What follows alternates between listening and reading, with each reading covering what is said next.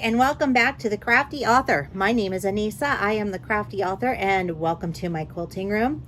Today is Sewing Talk Tuesday, and I have a couple of things that I'd like to share with you. You may be wondering what Sewing Talk Tuesday is. Well, it's when we get together every Tuesday. We talk about sewing, we talk about embroidery, we talk about crafts, we talk about pretty much anything that is sewing or craft related. So if this is your first time here, welcome. Every Friday I do a tutorial. So this week we will be finishing up our t-shirt quilt, and so there is that.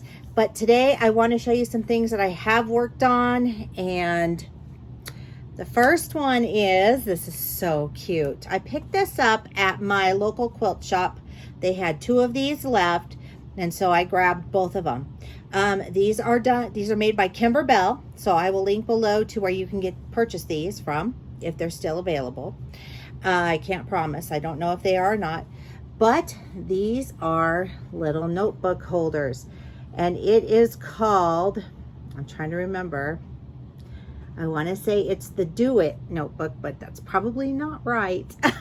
But I will post down below the correct name for it. So this is what it is. You get this cute little pocket and this little polka dot board in there, in here, and then you make this little pocket here, this little zip pocket, and you use a decorative stitch while doing that with your vinyl. So it zips open and you can put stuff inside of that pocket. It's super cute. It's really easy to do. So what I did on mine was I used my my embroidery stitches from my brother machine, and I did Tinkerbell on the front, Winnie the Pooh on the back, and I did Mickey and Minnie on the back side here. Now I didn't position that right, so my letters look a little weird, so but this is mine, so it's not a big deal. But Kimberbell actually has their own design for this. I did not have access to that file because it came in the Kimberbell box, monthly box, and so I just went ahead and did my own. But these come loose here, and so does this, and so does this. You have to sew these pockets down when you're done embroidering on them. This is a hard surface for you to write on. It's super cute. You just hot glue it in, and yeah, it is so stinking cute. And you can put your you can put a notebook in here. I think I'm gonna go buy some graph paper and put it on the side here so that when I want to draw quilt patterns, I can definitely do that. And there's a place here also for your pens and your pencils, in case you hadn't seen that. This is really, really cute. So if you're interested in one, like I said, I will link down below in the description box, and you can pick one up. But I had so much fun using my machine yesterday. And like I said, these are all built-in stitches on my single needle embroidery machine. And so that is what I did. I just needed something to do yesterday. Okay, so if you haven't seen my unboxing video of my new Ricoma 10 needle machine, you'll want to definitely check that out, because I showed how I made this cute little gnome. This is a creative Kiwi design. We are going to be making a mug rug out of this, and this is just tearaway stabilizer that I haven't actually torn away yet. So just tear away and you'll see what it really looks like. Anyway, so yes, we will be making a mug rug out of this little guy here, because he's so cute. And yes, the 10 needle machine is amazing. I have to admit it. It's definitely a learning curve, but I am having so much fun playing with it. I absolutely love it. And I am so looking forward to bringing you more projects and teaching you how to do it as well, and how to incorporate it into your projects that you do and that you make. And if you've been kind of on the fence about getting an embroidery machine, hopefully this will help you to decide whether or not if that's going to be right for you. I never thought that embroidery would become a part of my life. And it has, and I have to tell you, I really enjoy it a lot. I almost am enjoying it right now more than I am quilting. So it's kind of a nice break to have the ability to do embroidery and the ability to do quilting as well. So I am so looking forward to embroidering shirts and sweatshirts and blankets and just all kinds of cool things. So, and I will be showing you how I do that. So yay, we're going to learn together. So my daughter came to me because my grandson started preschool and he needs more masks. I think we're all about over it, but we know it's kind of a necessity. So anyway, so I'm making some updated masks. So this one is Teenage Mutant Ninja Turtles. And yes, this was his request. So today I am going to actually do a little bit, something a little different. Since I did the first half of showing you what I worked on, I'm going to show you the updated version for a toddler mask. I will have this pattern on my website at craftyauthor.com, on my blog. If you're interested in the free pattern, you can go there, you can download it, print it off, make yourself a template like I have done here. And but I will give you the measurement now. I mean, it's pretty simple. It's a 7.5 inch by 4.5 inch piece, and I'm cutting the elastic at 5 inches. I tried making them a little smaller, just so you know, he's 4, so you can kind of gauge where you want to go with this. The first mask that I made was kind of a trial run, because I always do a trial run with these. It was 6.5 by 4. And it was just a little bit too tight around his face. So I just made it a little bigger, and that seems to have fixed the problem. So I'm just going to turn the camera now. I'm going to show you how I cut this, how I sew this, and I hope you guys have a wonderful rest of your day, and I hope you enjoy the video.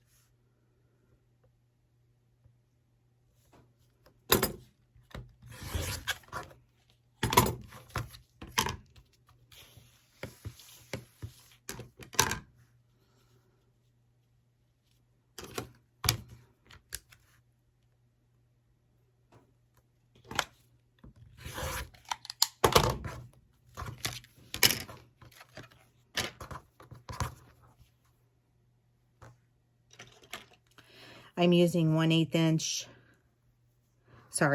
of an inch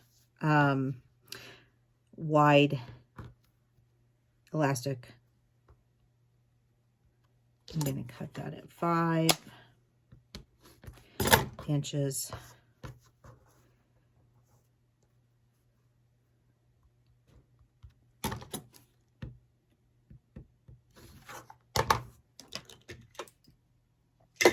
All right, so I'm just going to do a little bit of marking here. This is so I know where to place my elastic. You don't have to mark it in the same spot, but I'm going to come down about halfway, that 1/2 inch mark here. And that's just so I know where to place the elastic.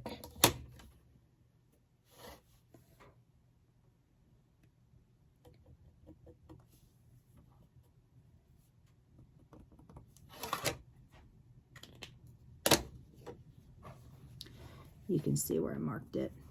I just marked with a Sharpie. This is not going to be seen, so it's not going to matter. And then I will go ahead and stick one of my elastic pieces in here, like so. I'm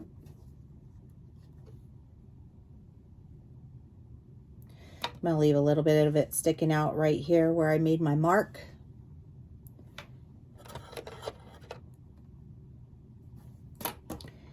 I'm going to bring the other one over to this side as well. And I usually just eyeball this. So you can do whatever is easiest for you.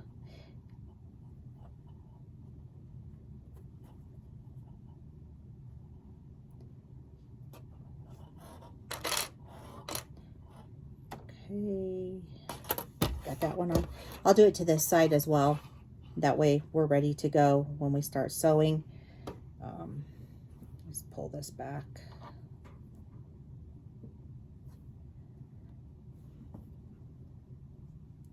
Like I said, I leave a little bit of it sticking out there, just so I know I have it in the right place. And these clips come in really handy, especially for this, these little quilt clips. I do like them a lot. I use them in just about every project that I make. So I have all of my elastic now clipped. So we're ready to start. I start up at the top up here and I just sew all the way around. I have my needle set for 1/4 inch and I'm just going to start sewing. I do a back stitch.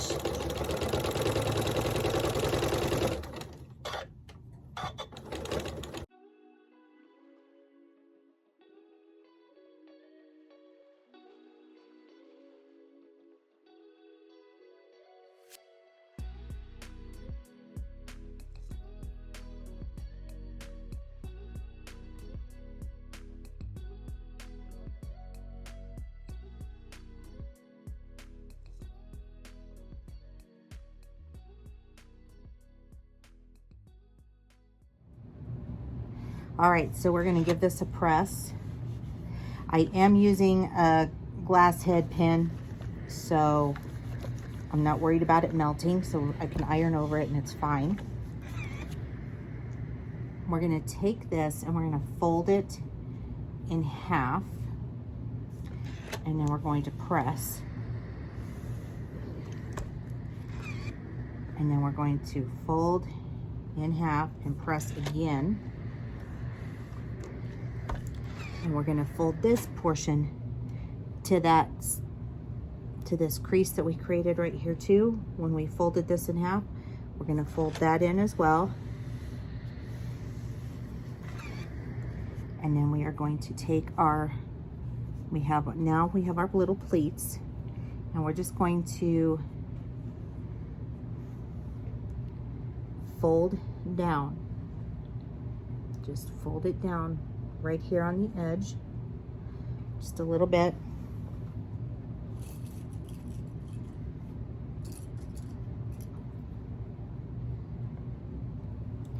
I'm going to do that to this other side as well. Hopefully you can see this, because I know it's tough to see, so I want to fold it just like that. So since you've already pleated, it should be fairly easy to just go ahead and fold this down.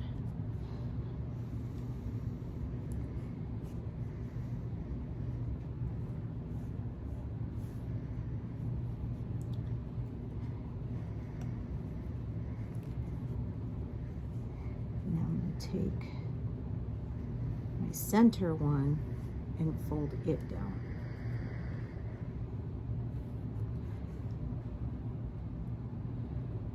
Just right there. Put that there. And you don't need to fold very far. I don't know what's going on here. It's in the way. There we go.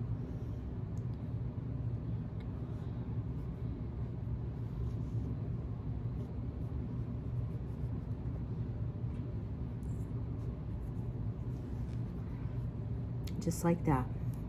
It's not very far down that you need to fold, but you do want to fold. And then this part is going to be kind of a pain at first, so you're going to have to just kind of press it down a little bit.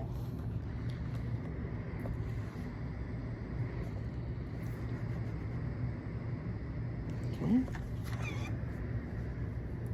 And now we're ready to take our mask over and start sewing everything closed and getting all of our pleats in there.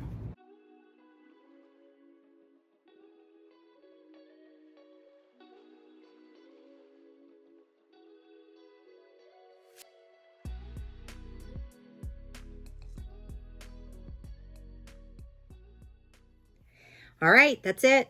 And here's what we have. We have a little mask. I don't know if I can fit it on because my face is way too big, but that's what it look like on a little one. So that's what that one looks like. That's what this one looks like. So if you need to make some more, this is how you do it. Like I said, it is a little more challenging because they're so much smaller. The pleating is a lot harder to do as opposed to doing it on an adult mask because you have more fabric to work with, but it's not impossible. So just be patient, work with it, and you'll get it down.